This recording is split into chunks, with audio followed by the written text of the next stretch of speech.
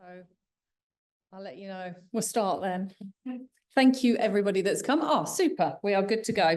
Welcome, everybody, for joining us this evening on such a lovely sunny evening and not just slipping off to the pub, as Matt and I were talking about how busy they were on the way through. And thank you to everybody that's also joining us online on the eve of what is World FM Day. This year's topics is resilience in action. And we have an exciting evening ahead, exploring how sustainability is revolutionising FM in heritage buildings. So before I introduce our speakers, I just want to say special thanks to Lucy Stone, who has worked tirelessly to make sure this event happens. And also with our IWFM colleagues, Lisa Hallel, Ian Christopher and Finn Murphy. And a huge thank you to Matt Baker for his team for taking care of us this evening. So thank you very much. So I need to do the housekeeping bits as well. So I'm going to click through the slides.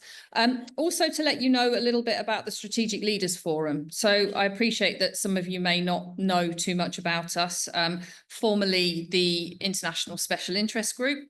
And we have had a little bit of a rebirth, which I think those of you that attended our AGM will be aware of that. And the reason for our existence is to promote the growth of certified and fellows members with our certified and fellows members within IWFM globally, to advocate for strategic leaders' needs within IWFM. So we are the people that you need to link in with if you're not getting what you need, and that's what we're there for.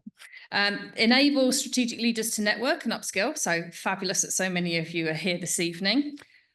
Integrate feedback with IWFM programs and develop an assurance framework, as well as support IWFM collaboration and with international WFM networks. So that's all up there for you to read. If any of you would like to get involved and join the committee, please do let us know. I'm sure we would welcome you, but also you are in a wonderful venue this evening. So if any of you have any lovely venues that you would also like to offer for us to do events going forward, then please do let us know. Okay, so these are our wonderful speakers. I need to cover the health and safety piece. I don't think I have a slide on that, do I? Good. Okay, so health and safety. I think many of you have already found the toilets. They are, as we come into the building and down the stairs, there is a lift to take you down. There's no planned fire drills this evening. And if you go out the way you came or follow the running man signs for exit. So our first speaker this evening, Matt Baker. Well, let me tell you who all of our speakers are to begin. We have Matt Baker from the City of London. We have Sunil Shah from IWFM Sustainability Committee and Aclaro Advisory Directory. Chris Oldman from the City of London, who will be joining us online, and Nigel, me, and Simon Redfern from CBRE. So first up is Matt. Matt's Assistant Director and Head of Facilities Management at the City of London Corporation since 2022. Matt's been the driving force behind managing an impressive 22 million square feet of property and 11,000 square acres of open space. So over to you, Matt.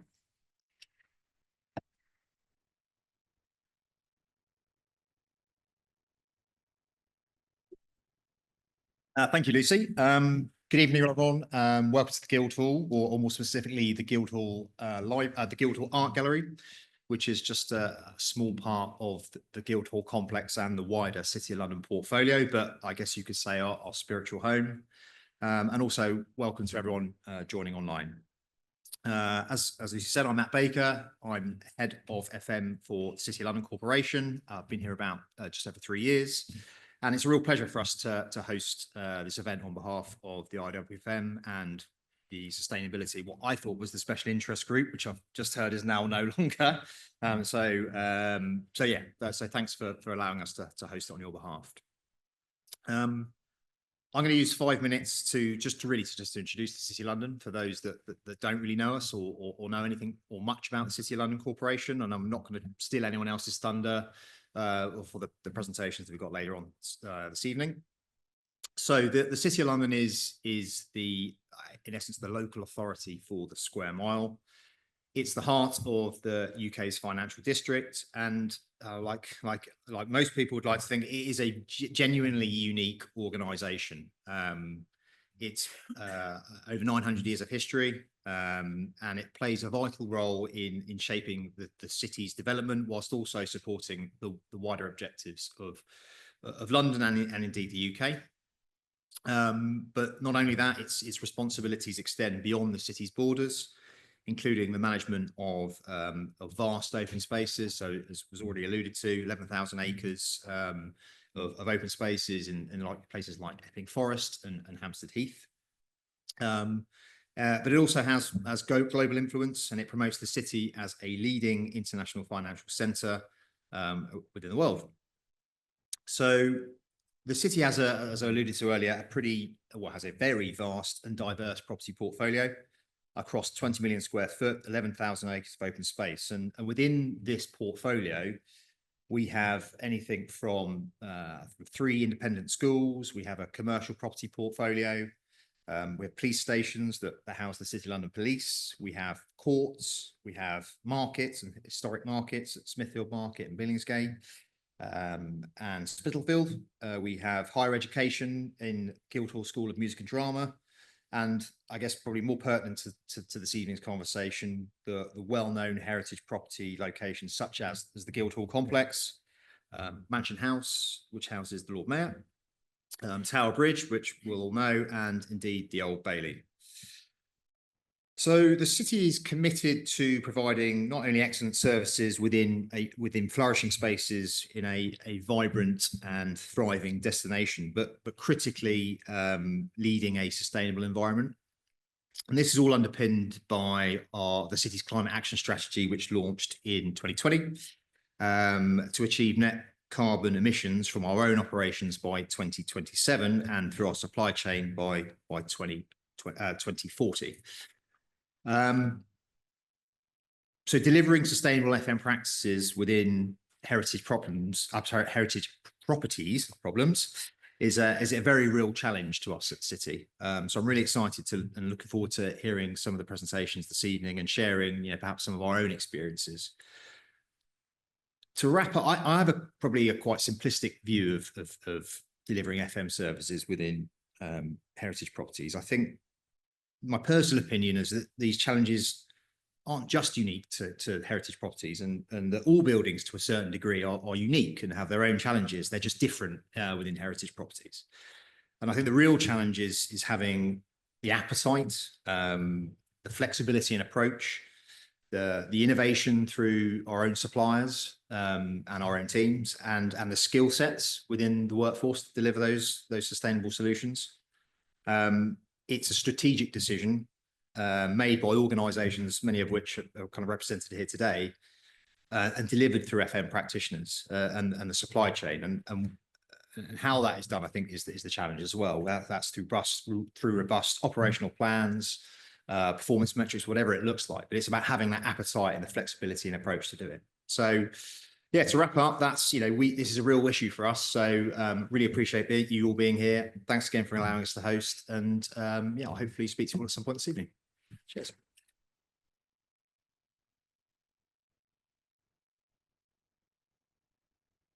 Thank you very much, Matt. And I will hand you over to Sunil. So Sunil is the founder of Aclero Advisory, which I'm sure I've said wrong twice, so he's going to correct me, and the SFMI Sustainable Facilities Management Index. 25 years of experience within the built environment. He's uniquely experienced throughout the life cycle of developments, delivering sustainability solutions at the design, planning and operational stages. So over to Sunil, and I will leave you with a clicker. Thank you very much. Good afternoon or good evening, everyone. So thank you very much, Stephanie, Lucy, for inviting me. So I'm also representing the Sustainability SIG from IWFM, which I've been a member of for far too many years as well. So what I'm going to run through is just talking around what do we mean by sustainability within heritage buildings and some of the key issues and aspects that we've got. And as Stephanie mentioned, my previous life that I've had has been as a partner within a planning practice and also a global director within an engineering practice. So it's coming in from that life cycle perspective that says, whilst we have lots of silos within the built environment activity, from an FM perspective, we normally end up with the rump ends of things. So all of the problems land in our lap to try and sort out and resolve. And that includes some of the refurbishments as well that might take place within heritage buildings, which we then also need to fix, basically. Right. Okay, so just a little bit about who we are. And so I'm talking about from an SFMI perspective. So I set up SFMI 13 years ago, 2013. Its focus is very much around what do we mean by sustainability within the built environments, and how do we provide a roadmap and a direction of travel to allow for that to happen. So we work with some service providers who we audit, and we provide disclosure and roadmaps about how to improve and embed ESG as part of their overall delivery. We also work with organisations, so some financial organisations and other listed businesses and some government departments on what they need to do as part of procurement exercises and as part of their own activities to implement. And then more recently, we've been covered off in a couple of major tenders where the requirement to have SFMI has now become listed in there because it provides a badge in terms of sustainability performance for the delivery of that contract. So lots of elements that we cover off in terms of knowledge, as well as how do we achieve and demonstrate achievement of ESG. So when we talk about ESG, we've got these 23 criteria that we look at. So for us, it isn't just a matter of carbon. You'll notice within that list, we don't mention social value directly, because social value is also a number of different component levels. You're looking at it from stakeholder engagement, you're looking at supply chain, looking at governance, risk elements, etc. So there's multitude of different ways of how you view that. So when we talk about sustainability at ESG, we cover off all of these different areas. And that's part of the training and awareness that we're looking to provide through IWFM, is that wider spread of ESG. So when we start to talk about, okay, so I'll go run to this. So when we looked at what do we mean by sustainability within FM sector, last year we did an exercise, a materiality exercise, and that boiled it down to 4 key areas. So these are the areas that we feel every single FM should be looking at and should have plans of how they understand what their baseline is, but also how they improve. So that's the decarbonisation. So it's predominantly what would be scope 1, scope 2 of the buildings, but also some of the supply chain elements that comes along. It's the well-being not only of staff, but it's also the well-being of the services that's being provided to the customers within a building. And it doesn't matter if you're in-house or outsourced, your customers are those individuals that work in the building.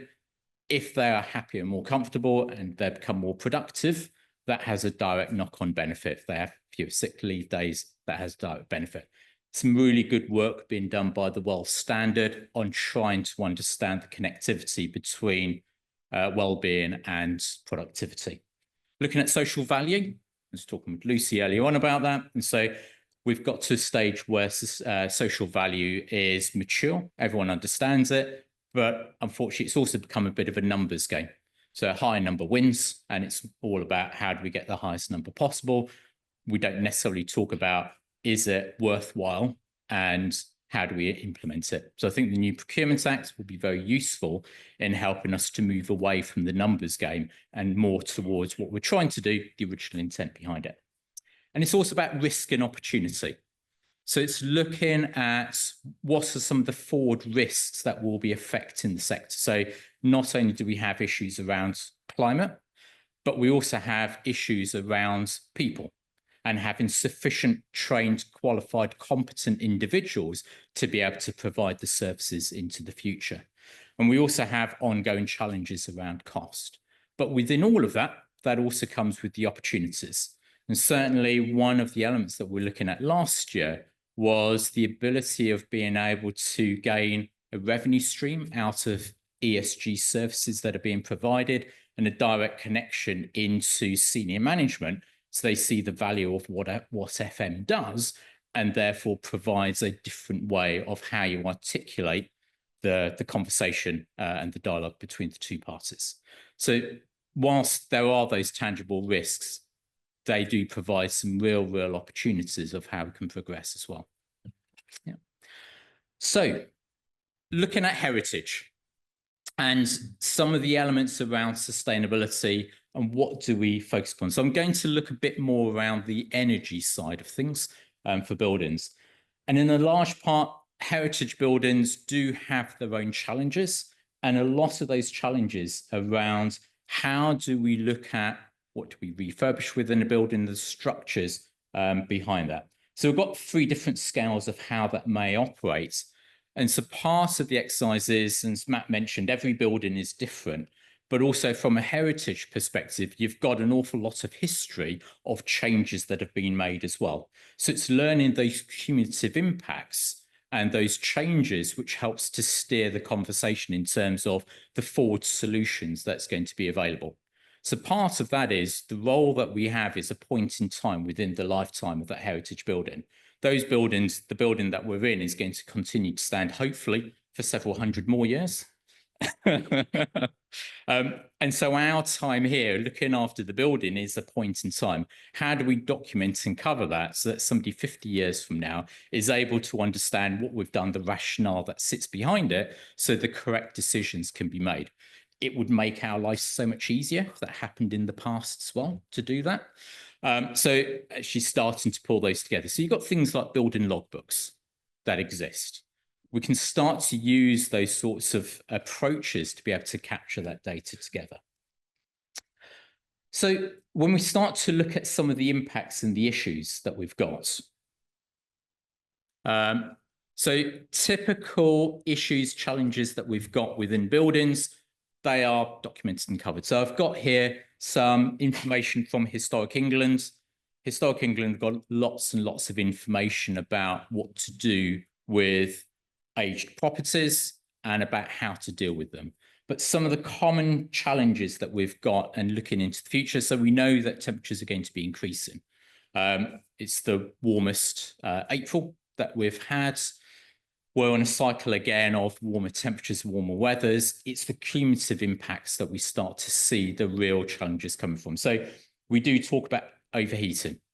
And overheating is a real issue that exists for aged stock. But also, in the flip side, in 2022, when we had temperatures at 42 degrees, the main properties that people went to keep cool were the old churches because of the thermal mass within them kept everybody cooler. So we're going back to the older properties because they're better able to cope with the temperatures that we have today. So there are lessons to be learned from that. So again, how do we feed that into designs as well? But also deterioration of the fabric that results from it, as well as shading. So how do we start to look at sympathetic shading that can start to manage what those impacts would be on the buildings? Increase in humidity, which then has impacts in terms of deterioration. So that's both on the external of the building, but also on the inside, and in particular, issues around mold growth. And that is a big challenge in terms of being able to remove it once it starts to happen, because it isn't just a case of removing it from its appearance, it's about the ingress and where it's originated from. So being able to look at how we avoid that mold at the earlier stages then becomes quite key. And again, lots of solutions that exists around that, but it is about being aware of those elements at the beginning. Increased precipitation. So we know that rainfall broadly is going to remain similar, but we're going to end up with higher frequency of torrential downpours. So surface flooding will significantly increase. So it's not a case of fluvial, so rivers, etc. It's more about the surface water impacts and the high flooding activities. So how do we deal again with those properties? If we have water, particularly around the base of the building, and therefore the water potentially could go up or into the building, do we have enough views in terms of the sealants within the building, view of looking at what the implications on the building would be? again, it's starting to understand the times of when that's going to be a higher risk and what to look out for from your surveys. And then lastly, it's the storm events. So last autumn, we had 3 storm events in 2 weeks. I think we're wondering about what happens in the alphabet of storms when it gets to Z. And is there an X that gets included? So we are looking now at those cumulative impacts. And challenge that we have is one storm event we can cope with and we know how to deal with it. When we have 3 in 2 weeks, we haven't had a chance to make any repairs. We haven't had a chance of necessarily going out and understanding what the impacts of that storm was before the next one comes through. And that then brings and builds itself a major risk in terms of the damage that may come through from the building. So again, a lot of this is about being forewarned about having the proper surveys that are taking place, but also understanding from a business continuity perspective how you manage and deal with these elements as well, should instances take place. Yeah. So the challenge that we have with the buildings is we have draft EL buildings, and we like those buildings because they provide us with heritage. They provide us with something that's very different to the newer buildings, but we do like the new buildings because they look nice. So what we want to try and get is a mixture and a feel for both of those 2 elements. How do we get the external of an old building and the internal of a new building? And that's where a lot of individuals are looking for. When they want to work within a premises, they want to try and get both of those 2 elements. So there's a couple of case studies that I've worked on. So this is the MOJ building, the old courts building, just outside or in central London. So you've got a before and after. Hopefully you can tell which one is which on that.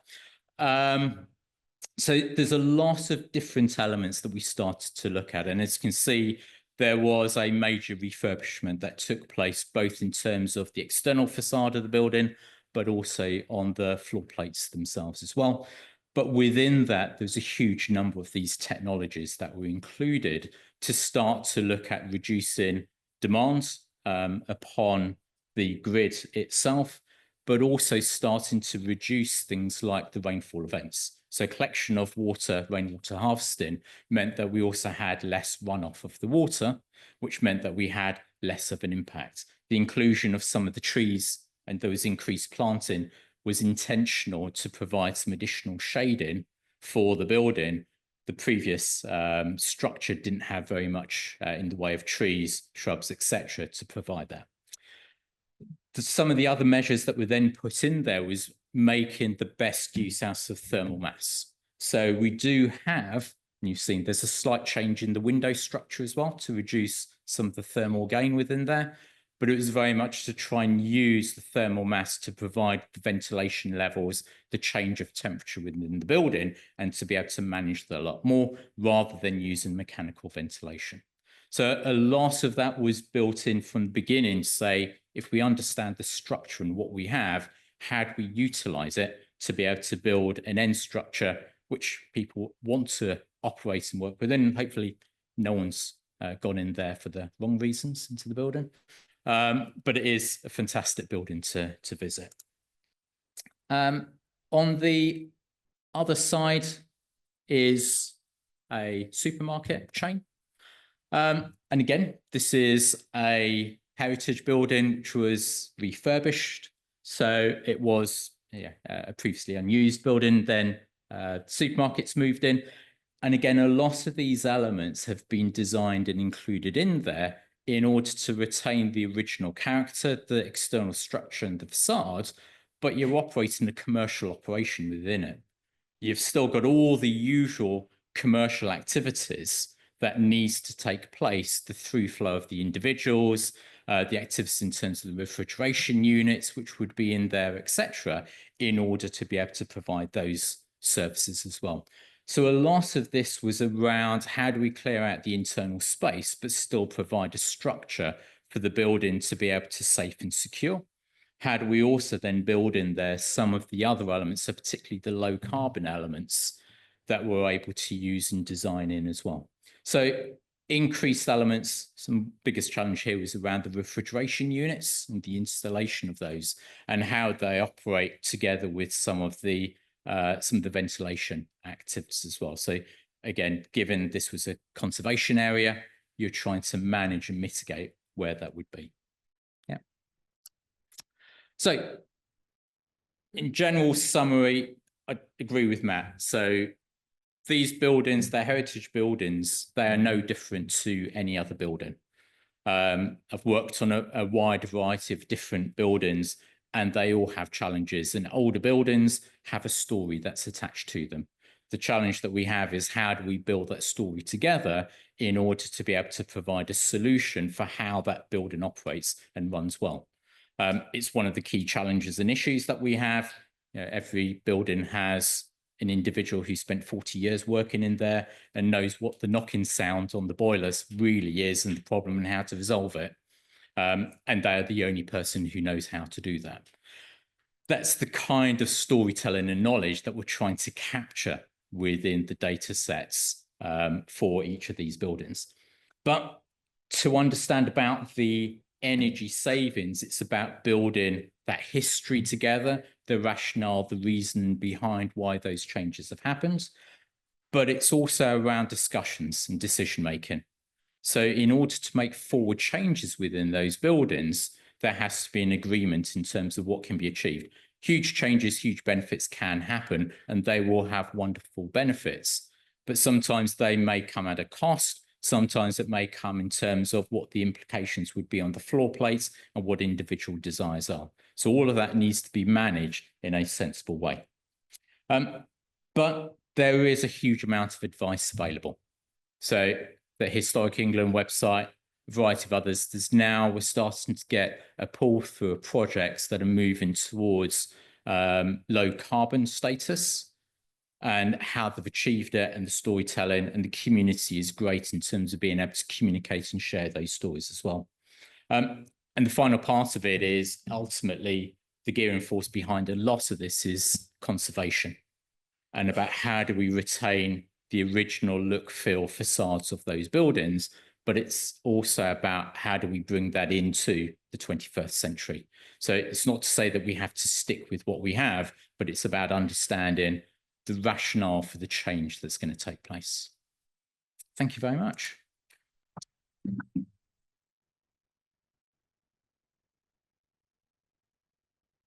Thank you very much, Sunil. I'm sure some of that resonated with many of you.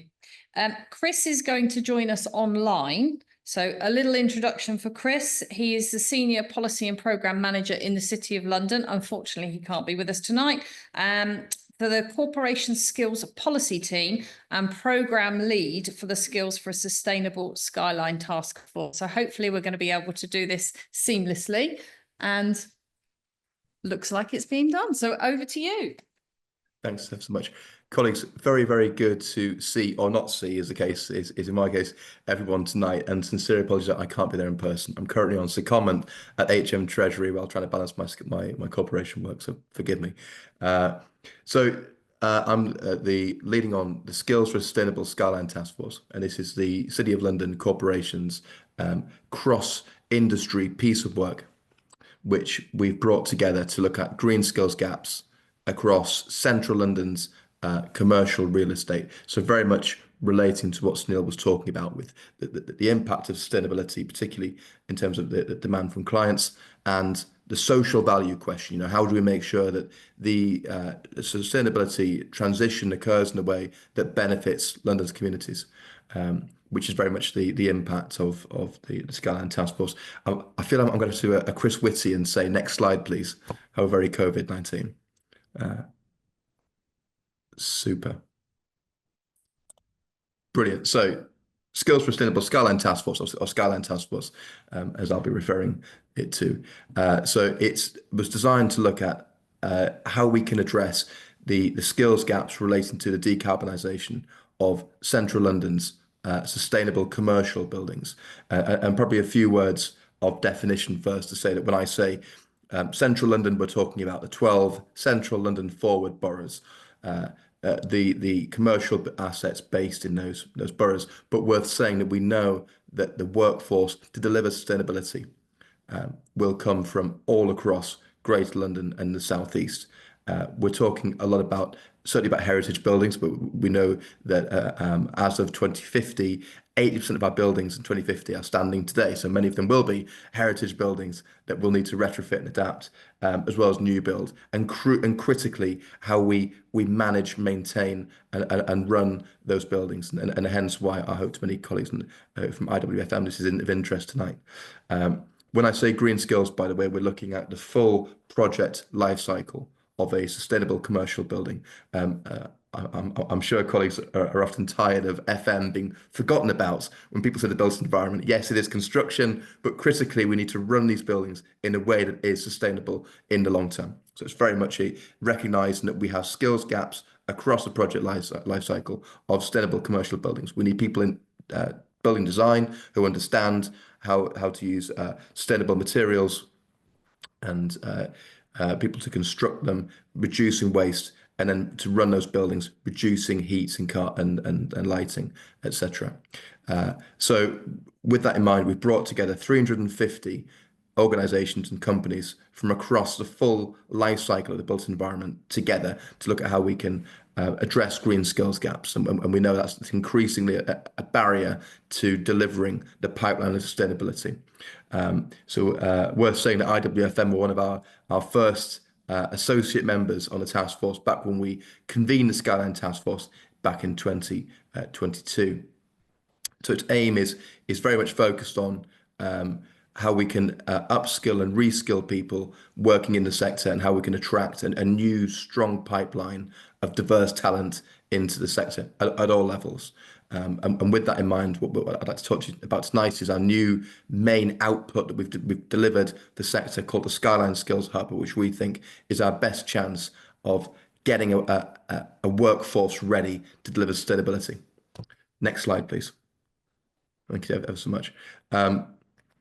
So we've brought together industry back in 2022, including IWFM, the likes of Mace, Morgan Sindall, Skanska, Building Engineering Services Association, and many others, to look at how we can understand these skills gaps better and what we can do impactfully to address them.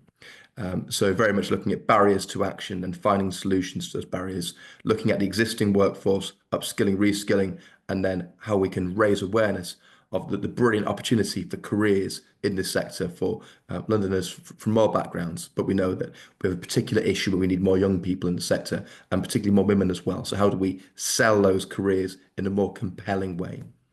Next slide, please. Thanks so much.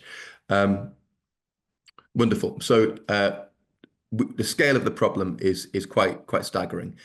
We ran a survey right at the start of this process where we found that about over 2/5 of our respondents said that the built environment lacks the skilled workers to achieve our net zero targets. And as Matt was saying earlier, we at City Corporation have our very ambitious climate action strategy, and we know that a key enabling action to deliver that climate action strategy to achieve net zero by 2040 in the square mile will be having the people there to do so. So more needs to be done, and we brought together local authorities again from across the central London region. The GLA, central government are also on board and have been since the beginning. Employers, trade industry bodies, and training providers. Next slide, please. Thank you so much. So our first stage for this journey was understanding better the nature of green skills gaps, the scale of the challenge. And it really is a staggering one. So we found that 52% of the commercial buildings in central London forward are below EPC-C. And as I'm sure colleagues are aware, when as per the government's minimum energy efficiency standards, all buildings must be EPC-C by 2028 or will be unleasable under current legislation. And I'll probably a debate there around how we'll enforce that, but there's a strong legal mandate to decarbonise our assets. Oh, and worth saying as well that only 63% of our buildings have an EPC. So there's a glaring area where we really don't know what state our buildings in terms of their embodied and indeed operational carbon emissions. We know we'll need a heck of a lot of people to go and decarbonize these buildings. A lot of the data we have, I'm very sad to say, is very construction focused purely because of the data that's available. But we believe we need 250,000 additional, particularly construction workers. Obviously, FM would be in addition to that number by 2027 across the 12 central London boroughs. 250,000 construction workers. We also need 34,400 people in non-construction roles. And I think we're talking about their technical IT office-based work. Much of that would cross over into the FM sector as well. It's a staggering number of people we need to deliver the pipeline of sustainability. And quite frankly, there's no serious plan that I've seen for how we can recruit those people into the roles we need. So with that in mind, we put together the evidence base for green skills in our Skyline Skills recommendations report, which we released back in 2023. You'll see on screen on the right-hand side, we've got there some of the themes around sustainability, which Arup very kindly researched around, looking at low carbon design, smart building operation, building resilience, social value, renewable energy, retrofit, etc. Many of which are directly relevant to the heritage sector. Next slide, please. Okay, super. Again, a little snapshot of both the demand for sustainability. Obviously, we're looking at EPCs because that's where legislation is, rather than getting into an argument around is the best measure, is it a BREEAM or is it UK neighbours, etc. Legislation talks about EPCs, so that's the language that we've been speaking. We know that there's a staggering number. So over 50% of these buildings are below EPC. So will very soon be legally unleasable for new lets. Really staggering stuff. And then on the right hand side, we can see the scale and need of workers across central London. No surprise to colleagues in the room. I'm sure that most of that need is in Westminster, Tower Hamlets, Camden, and indeed here in the city. Where are they going to come from? We're trying to answer that. Next slide, please. Super. So we came at this report, the Skyline Skills Recommendations Report, with 6 recommendations for action, which we think industry and government in particular need to take a leading role on to drive change in this area. Without reading from the slide, we have the likes of using that strong planning pipeline as our business case for investing in the skills we need to deliver the pipeline itself. Number 2, we need industry to take a stronger role in being responsible for upskilling and hiring the talent it needs to deliver the work that we know is coming. 3, we need to make sure that our training and apprenticeships, etc., that we have out there are relevant to the needs of industry. And we know that's a real problem, particularly in the FE sector, that we're simply not aligning courses and qualifications and apprenticeship standards to the actual skills needed on site, particularly with regards to heritage and commercial retrofit as well. We think there's a role there for industry engaging with the FE sector and with the tertiary education sector to make sure that we have courses aligned with industry skills needs. Number 4, we think policy has a role to play as well. We're saying that one piece of work that we're doing on the back of this report is we've been engaging closely with CLF boroughs to see if we can pursue a more aligned approach to Section 106 and to social value procurement rules for local authorities. So we have one single aligned ask to industry across all central London assets. It's worth saying it's a bit of a work in progress, but we recognise that there's that. We've been engaging with government around the new growth and skills levy, which will replace the apprenticeship levy. We know policy has a role to play here as well. And then number 5 and number 6, which I almost see in tandem, are diversity and culture. How do we drive an inclusive culture, particularly on site in some of our buildings, that people from all backgrounds are welcome and respected and will want to come work here. And then 6, how do we then promote an inclusive, exciting built environment as a place where people who perhaps never heard of the idea that all of these brilliant buildings that they walk past when they're out in London are real, and there are so many jobs involved in be it as an architect or a constructor, or indeed in FM. How do we sell this as an exciting offer where these are jobs that people want to come into? And we're talking about language like earning potential, which we know is very, very competitive compared to other sectors of the economy. Talking about progression potential, and we know that many, I'm sure colleagues in the room are not graduates. You've worked your way up through the ranks, as it were. How many sectors can really state that we have the potential for people to begin as a tradesperson or an entry-level role and end up in senior management without a university degree? Really compelling. And then number 3, talking about the fact that we know that our buildings in London account for 76% of London's carbon emissions. If young people want to go and change the world and save the planet and fight climate change, there really is no better way to go and do that than have a career in FM or the wider built environment, where we're really on the front line of fighting carbon emissions. Brilliant. Next slide, please. So what I would point out is that all 6 of those recommendations we see as very much medium and long-term actions, and the Skyline Task Force will run until December 2025. So when we launched the report, we asked ourselves a question, what can we do in the short term?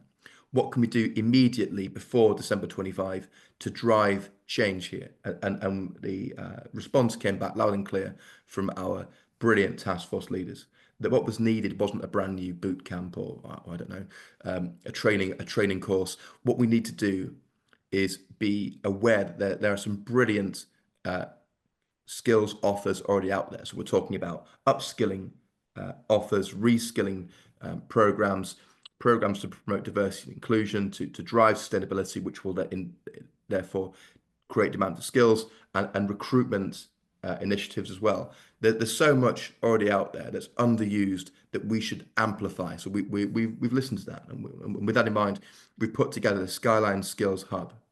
And the Skyline Skills Hub is our one-stop shop for the whole built environment, very much including the heritage sector and FM, to include the very, very best of green skills offers for the built environment, and clear messaging around what our 4 main target audiences need to do in response to the Green Skills Challenge. Next slide, please.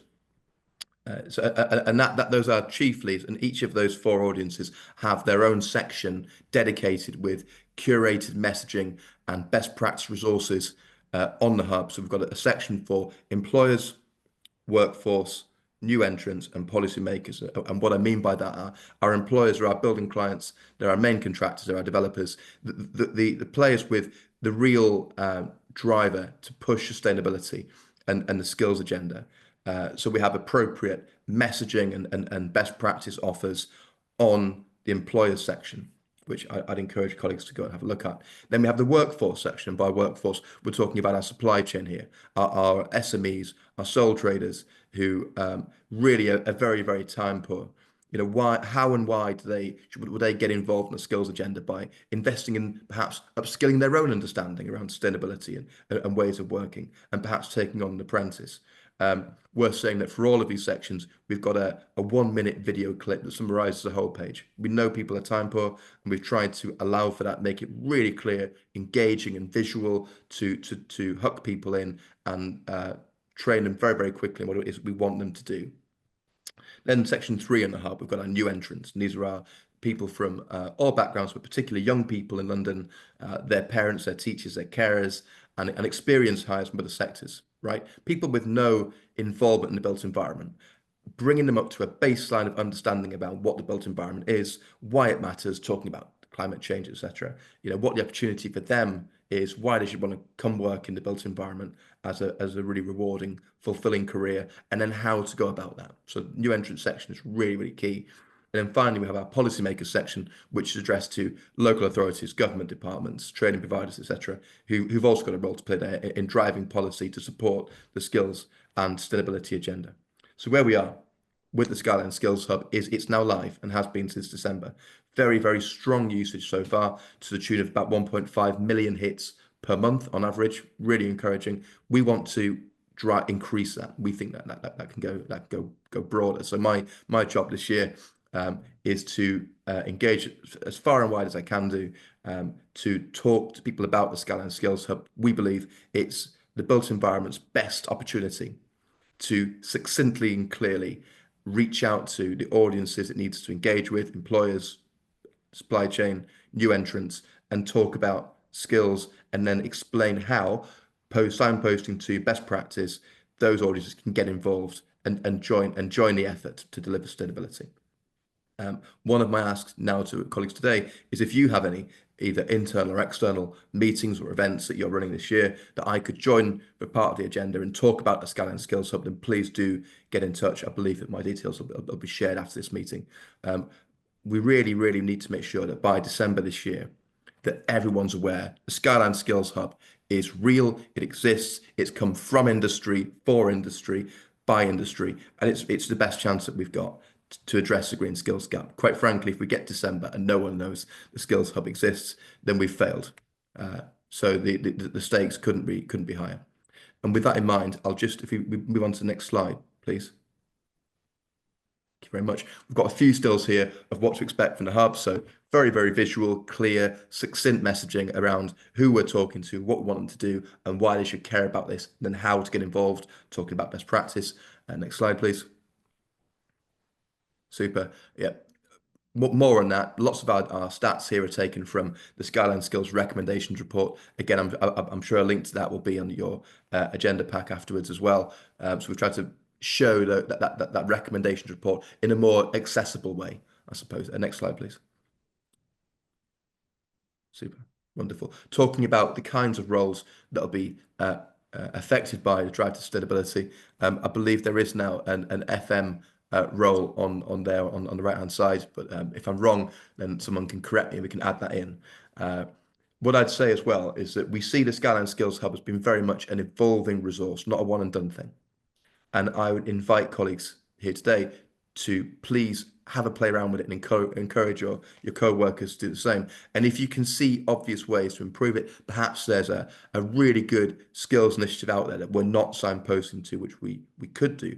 Perhaps some of our messaging, we're missing something, or perhaps looking at the left-hand side there, we've got testimonials and case studies from across the sector. Maybe you have a case study, or you've got somebody in your team that would be has a really powerful story around their own skills journey that we could include in the hub. Please do reach out to me. We're keen to see this as an evolving resource. Next slide, please. Super. So we'll jump on again, man. Conscious of time. Thanks so much. So there's a QR code here, and I understand that the slides are being shared after this meeting. Please do feel free both to visit the hub using the link there, skylineskillshub.co.uk. It's a QR code. And on the next slide, there's also a link to a feedback form, which is also now embedded on the hub. So please do review it.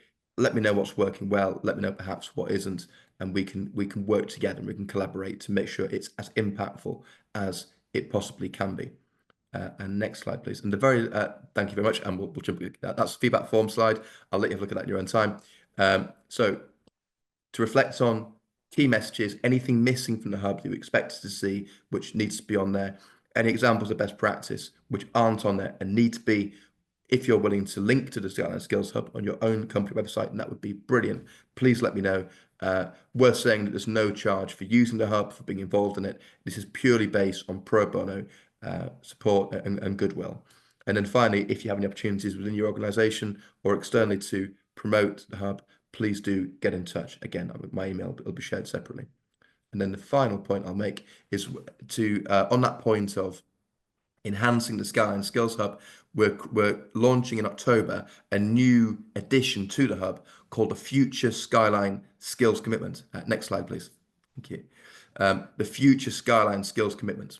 And the commitment is a voluntary commitment to that any firms across the built environment, and indeed across the UK and in the residential sector, are able to sign up to. Even though we're looking, the language is still very much around London's commercial buildings and the heritage sector, we're open to anyone from across the UK who's working in the built environment. And it's a commitment to drive inclusivity. So we're creating workplaces that people want to come work in. We're reaching out to schools and colleges so that we're raising awareness of the great career opportunity out there. We're actually hiring new entrants as well. We know that for many young people, finding their first built environment job is a real challenge. We want to reward the good work, which in many cases is already ongoing, in hiring new young people, mentoring them, supporting them, and then collaborating with the wider sector. In many cases, we know that firms will already be doing that, and this new Skyline Skills commitment is around a new downloadable badge, which we want to use to recognise where the good work is ongoing and where actually those efforts can be taken and progressed to the next level. We've got plenty to say on that. If that's of interest, please do reach out to me. Again, my email will be shared separately, and we're looking for the first 50 firms as our early adopters, which will be their names and logos will be on the Skyline Skills Hub, not after 50, unfortunately. So if you want one of your firms to be on there, get in soon to say that you signed up to the commitment, that you're supporting the social value agenda, you're hiring young people, you're talking about them at schools and colleges, and we'll launch that on 1st of October. So if that's of interest, please do reach out, and that again will be hosted on the Skyline Skills Hub to add some additionality to the hub, to add some value and drive some more traffic there. And without further ado, that is everything from me. Thank you. Apologies once again, I'm not there in person, and please do catch me via email if anyone is interested in having a discussion further. Thank you.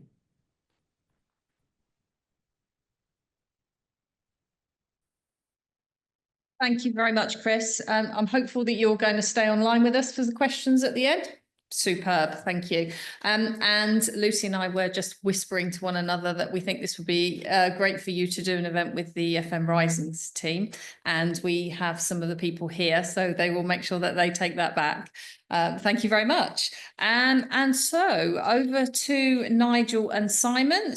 Nigel is an area manager with the Maulo business unit within the UK Services Division. With 15 years experience in the industry, Nigel has worked for multi-skilled engineer to area manager.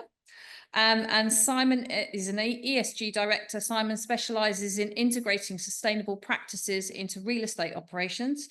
His expertise spans facilities, property and asset management. Simon's approach ensures consistency across teams, combining strategic thinking with practical implementation. Who is in charge? I'll take it. There you go. Thank you very much. Very much. All right. Evening, everybody. So as introduced, Nigel Me, I'm an area general manager in CBRE. I do genuinely have the crown jewels in CBRE, literally, with the Tower of London. It is one of my specialists and one of the sites I love. I've been there for 3 years now, and it really is everything that epitomises everything we do. So today, obviously, when I got asked to talk today, we want to talk about sustainability and heritage. And when you get to heritage, there is not much more than the Tower of London. So we're going to talk about the journey that we've been on. I'll tell you how I changed the hearts and minds of the client. And then Simon will actually tell you exactly how we did it, because he's the one that understands it. So just to give you a bit of breakdown, CBRE and Historic Royal Palaces partnership. We've actually been in partnership for 30 years. We've predominantly delivered mechanical services, but we've expanded recently by doing all their decarb strategies.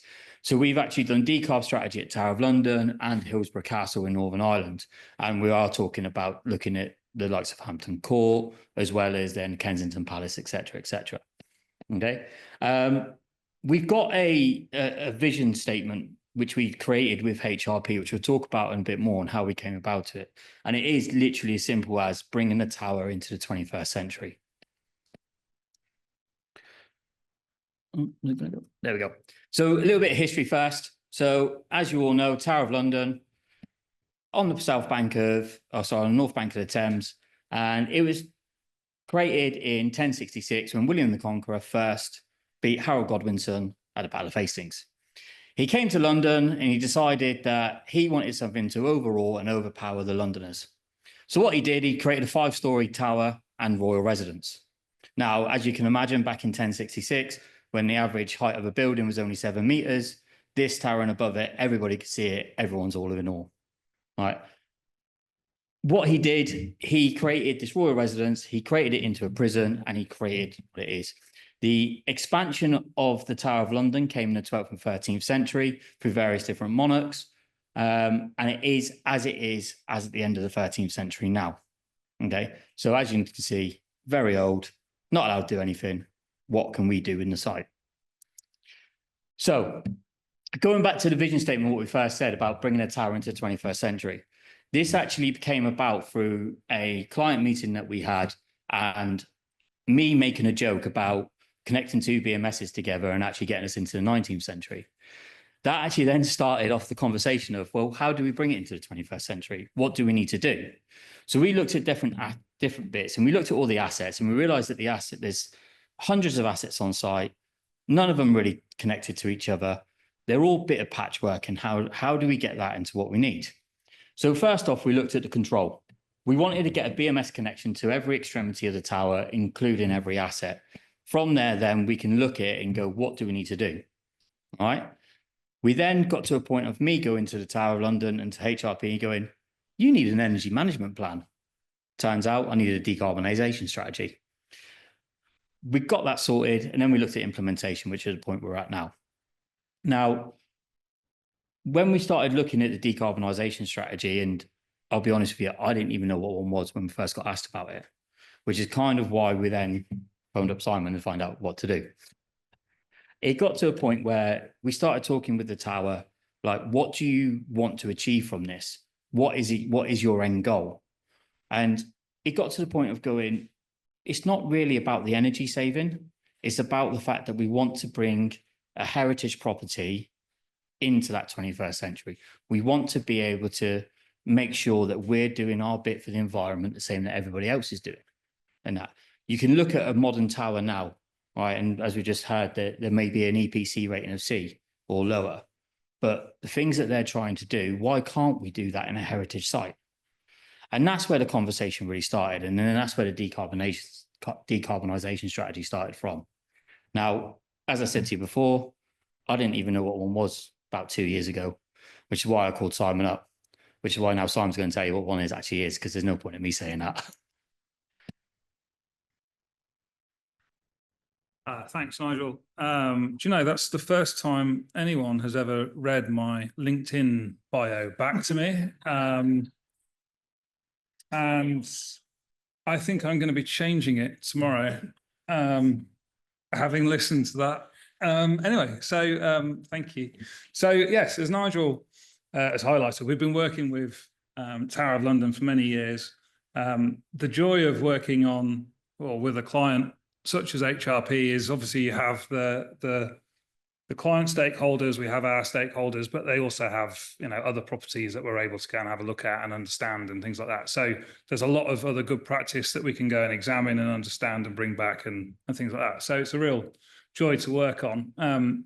We do, whenever we're looking at heat decarbonisation, we do say that the starting place before you do anything further is to get your data right. So if your data isn't sorted, stop and go and fix it. If you don't know how much energy you're using, if you don't know how much gas you're using, if you don't know how much fuel is in the generator, etc., because you need to know what your baseline is before you go any further. I'm guessing I'm teaching everyone to suck eggs here, but that is the place to start. The second thing is to really start to pull apart and understand your operation and maintenance manuals, and find someone who is dull enough to actually quite enjoy doing that. I quite enjoy going into rooms and pulling them apart and looking at, oh, it's supposed to be like that, and working out if it's actually fitted or not. You need to be professionally curious to be able to nail this stuff, because there's always something that you're not expecting. There's always something that the building does that's a quirk or whatever it is. So about going in and really understanding it. Just to reassure you all, actually, for those of you that have met me before, Emma, I've only got one slide, so it's not going to go on much longer. So we do all of those things. And then once we've done all of that and we go and have a look at site and we go and pull it apart and understand what we've got, the key piece that we always try and really stress is in the middle there, maximum engineering potential. And that is to say, go with your eyes open. What are the possibilities? What could you do? If you can go and have a look and put in a turbo core chiller with cooling towers and whatever it might be, go and have that conversation. Like ideally we'd have that and we say, right, actually, no, we won't do that in the Tower of London because it doesn't really work. So how do you row that back to something that does work, but take the same principles, be curious, say to your clients, yes, we have that. Yes, we have this. We can bring that together and make it work. I spent a very kind of engaging couple of hours at one point researching different ways of getting desiccant crystals that they use for taking humidity out of the air actually packed into different buildings. So do you put it in a rotating thing that then heats itself to take it out of the air, or do you put it in crystals and put it on top of the curtains and things like that? So there's lots of different ways that you can kind of progress this stuff that might not be immediately obvious when you've got these needs. That's just, you've got to be able to spend the time to go and do the research and find the solution. And then if you can't find the one that you want, how close to what you want can you get? So if you can't have double glazing, can you get secondary glazing? Oh, actually, I don't want secondary glazing because it doesn't look very nice and we've got VIPs coming to stay. Okay, take secondary glazing that you can take out when you don't want it and put back and things like that. So there's all sorts of solutions out there. We even have a mastic that we use on sash windows so that when you close a sash window, you get rid of the drafts, but then when you open it, it still works properly. So you don't get any kind of restriction and stuff like that. So there's all sorts of products out there that we are able to use and we bring to bear and that we make our clients aware of. We've got a few bits here that a few examples of what we're getting up to. Low temperature hot water zoning, domestic hot water, which never drops below 60 various other things. So stuff like that. So that's kind of the approach. That is the key message, though. It is go for the maximum engineering potential and start with the data. So I think it's 8 o'clock. So anyone have any questions? No, just quickly. So obviously, I think there's some key messaging that we do want to get away from here. And we'll go on to the thank you bit here. We're not going to take up all your time because we know there's beer out there for you. But ultimately, the key message from this is if we can do sustainability and decarbonisation in the Tower of London, then there is no reason why you can't. We're keeping the Tower of London 12th to 13th century on top, but underneath it is genuinely the 21st century. We've got connections everywhere. We've got assets that are monitored. We have got what everything else in a modern building has in that site, and you wouldn't know it. It is sustainability in a heritage property is possible. You just need to be curious and go and do it. Thank you very much.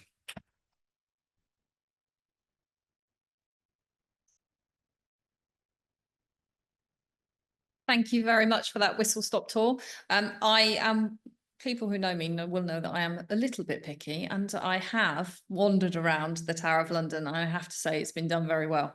And it's not everything surface mount and everything's been done beautifully. So if you get the opportunity, please do have a look. So we will hand over to questions now.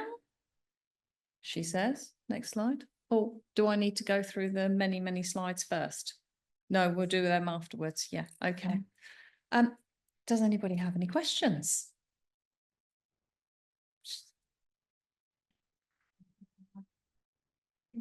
Oh, sorry. Yeah, come Yeah. back, Nigel.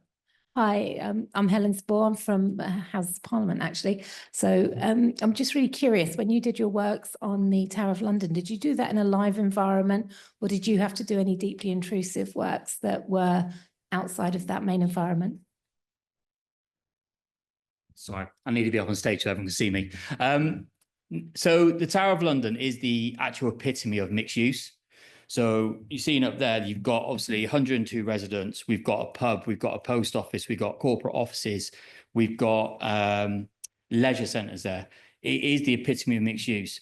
There is no downtime at the Tower of London. The Tower of London only shuts for 2 days a year, and that is Christmas Day and Boxing Day.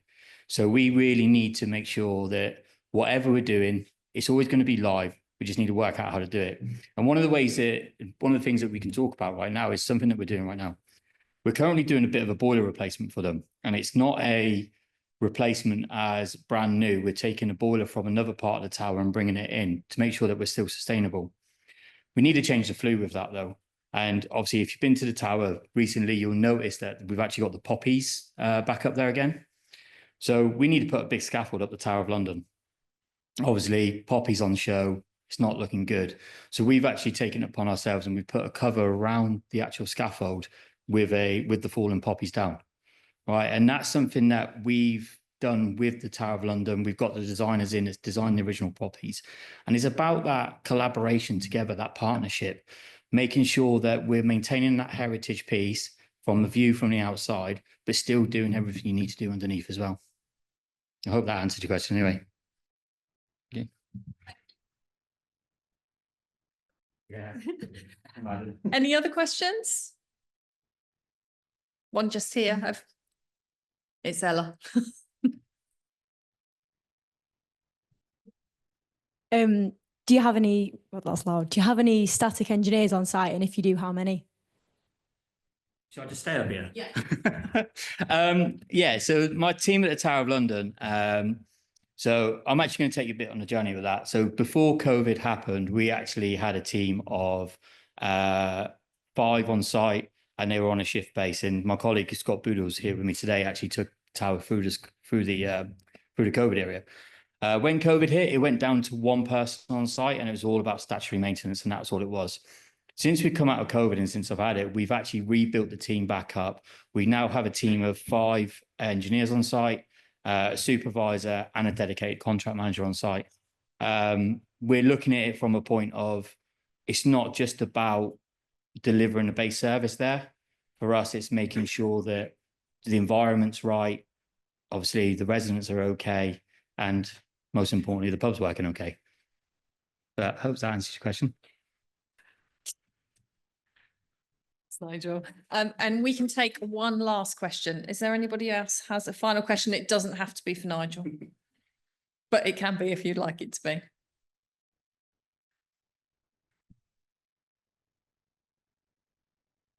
Hi, actually for Simon. Hi, Simon. It's been a while. Implicitly, you said you got to this point to say to the client, you need to join these 2 BMSs. And I'm not surprised, but it's a shame that it's taken that to have it.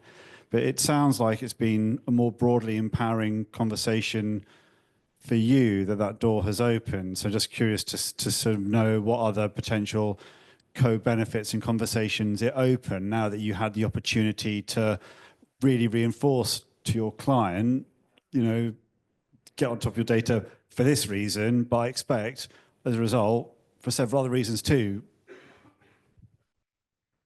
Yeah, I think I'll take it back. Well, Simon comes up and finish that bit off, but I think we'll take it back to the initial conversations. Obviously, the Tower of London itself is a charity. Historic Royal Palaces is a charity.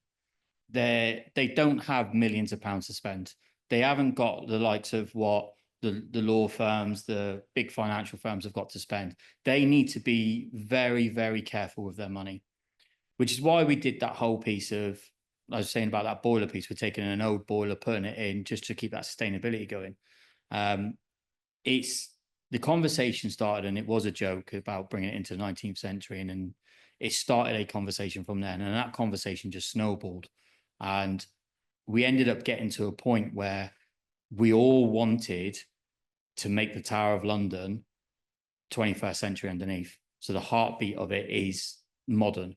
Everything about it is modern, but with that look on the surface. I mean, Simon talked to you a bit more about the data piece, because again, I don't understand it, but that's why I've got someone like Simon in. Yeah, I think it's a good question, Tom. And yes, we do have a good relationship with HRP around data, and they have, I think, they've taken on board the message that we've tried to give them around saying, look, the more of this we've got, the more we can do, the further we can go. But actually, I think they are starting to see the benefit of it. And we've had some really interesting conversations with them about other sites, about saying, well, just really simple stuff. Your as-installed drawings say that there are 4 pumps here. The slight challenge is I can only find 3. So does anyone know where number 4's gone? And things like that. And that's gone from being a conversation which may have been slightly challenging and people may have been slightly to actually, oh no, good point. Right, let's go and find it and work out what's going on. So it kind of does open up avenues for conversations and things like that. And we find that generally with clients anyway.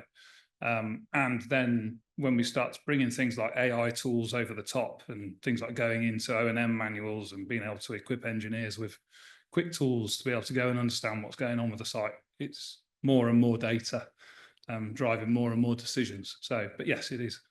It's kind of a key piece.